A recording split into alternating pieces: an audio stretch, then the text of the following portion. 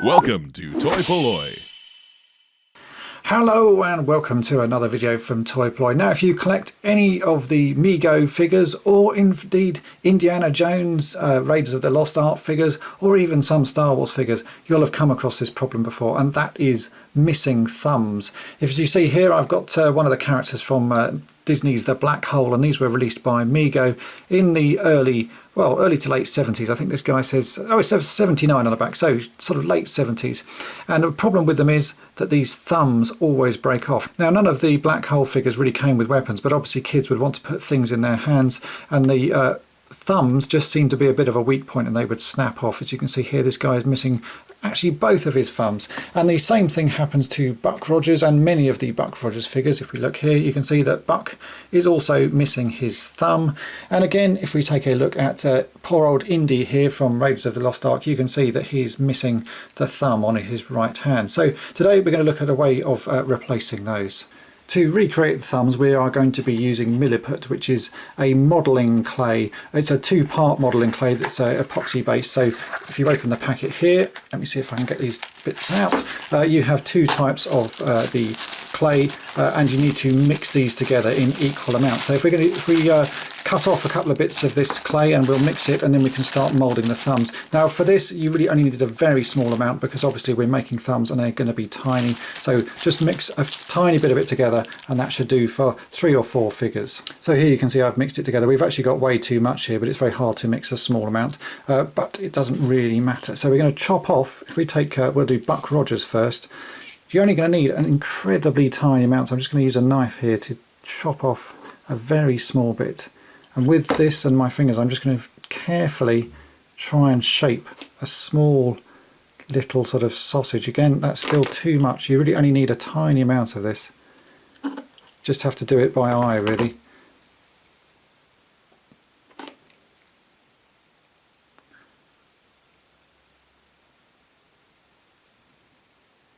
Nope, still too much. As I say, it's a bit of practice. But it is only a small amount. These thumbs are incredibly tiny.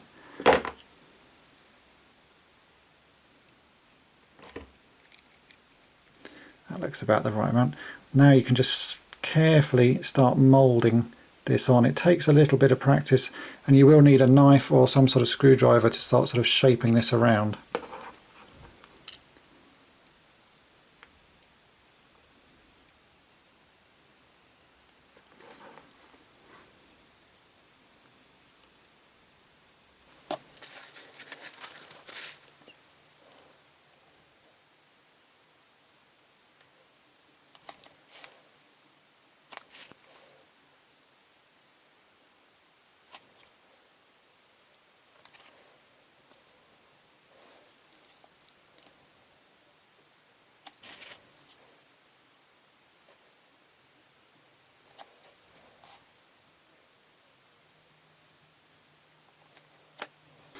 So here we go, with about sort of 5 minutes of modelling. I did a lot of this off camera because it's the sort of thing you need to be quite close up to do. You can see I've reshaped the Milliput there to look quite a lot like a thumb. Obviously it's yellow at the moment, and I've tried to get it so it looks quite natural in sort of comparison to the other one. Any sort of fine tuning I'll do at the end with a gentle file, because at the moment it's quite soft, so once the Milliput has had time to set, should be able to just file down any of the little rough patches, and then we can paint it, and Buck will have his thumb back. So we've just got to let this dry. I'm going to let this dry overnight, so give it a good 24 hours to go hard, and then we'll sort out the paintwork at the end. I've also now rebuilt Indy's thumb in the same manner. As you can see there, I've tried to recreate it so that it looks sort of quite in keeping with the one on the left hand side of his body. It shouldn't be too bad for holding the gun. That's the only thing that's very hard to test, but I'm hoping that that will hold the gun once it's all dry. At the moment obviously it's very hard to tell because you don't want to put the gun in because you'll just break the thumb off, but by the time this is set and we can just sort of file it down slightly, and I've repainted it, that should hold the gun quite nicely. So I'll see you guys in 24 hours. And so here we are a day later. As you can see now, the thumbs have dried pretty well and they've actually gone firm. This one is looking really nice. I'm actually very happy with how Indy's thumb has come out. That looks pretty close. And even actually while it's still in the yellow milliput, it actually matches quite nicely. So a little bit of paint on that and you won't even be able to tell the difference. And here we have Buck Rogers' thumb. Now this one's still pretty good actually. I'm very pleased with that. It's a much harder thumb to do because the thumbs are much thinner. The Kenner size thumbs are a little bit sort of on the fat side. These are really quite thin. So I'm pretty pleased with how that has come out considering how small it is. So once we get that painted, I don't think you'll notice be able to tell that that is not an original thumb on that. So it'd be perfectly good to put back on display. For repainting the flesh tones on these two figures, I'm going to use a combination of 3 different paints. These are all Humbrol acrylics. I've got number 34, 33 and number 61. Now the paints on these figures have obviously faded over the years, so you're never going to get a perfect match buying new paint, so you're always going to have to mix a combination of them. As you can see here on this Buck Rogers one, it's a bit of a sort of a greyed out flesh tone, so that's why I've got all of these colours here, so I can mix together the black and the white and make a sort of grey and then add a bit of flesh tone to it, and I should be able to get something that's about the right sort of tone. But you're never going to get something just straight out of the pot that matches these. It's always going to be a mix of a few colours to get something to match, and it's just a bit of trial and error to see what sort of tones look about right. So you're going to do a lot of this sort of little bits of mixing, and you'll get there in the end. You can see that's actually not too bad a match already. So that really is a tiny amount of black and white just to make it a bit grey, and then we're adding little bits of sort of tones together to get a colour that I'm pretty happy with. That's a pretty good match. So now if I just go ahead and paint this thumb, we should be able to make it blend in quite nicely. I'm not going to paint the whole hand on this figure because I still quite like the original paint. This is just an exercise in showing you how to replace the thumbs on these figures.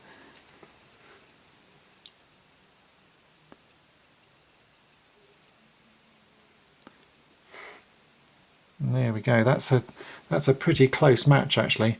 Pretty pleased with how that one works. Let's just check that I've painted all of the colour off. Yeah, right, so yeah, that's pretty good. So now we can now move on to the Indy figure, and again the Indy figure is a even more sort of grey colour. It's almost grey, more grey than flesh on this one. So again we can start mixing the two colours together, and we'll try and get a match that sort of fits in.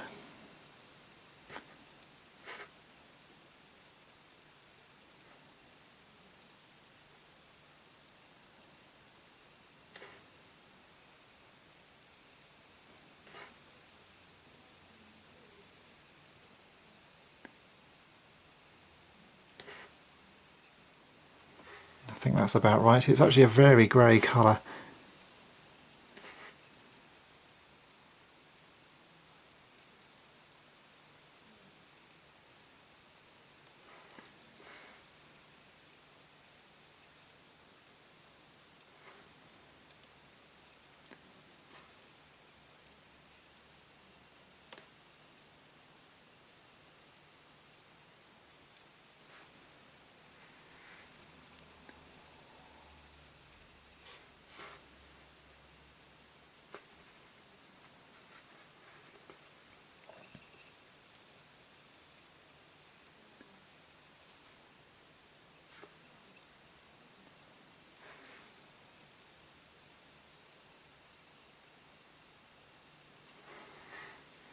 Yeah, I'm pretty happy with that. Maybe slightly too pink, but I think by the time that dries you won't be able to tell that that's a painted on thumb there.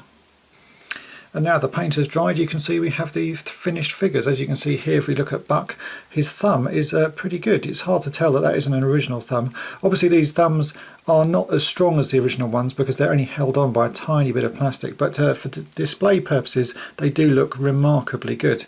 And as we can see here, if I show you the Indy figure, he's now capable of holding a gun again. So without the thumb obviously he couldn't hold the gun, and now he can. So that's a pretty good little fix there. It does look quite nice and makes the figures pretty good for having back on display. I didn't do the thumbs on this so you could see what a difference it makes. This guy obviously still has both of his thumbs broken off and he looks a bit useless without them, so it's quite an easy thing to do and you can make your figures look very nice again.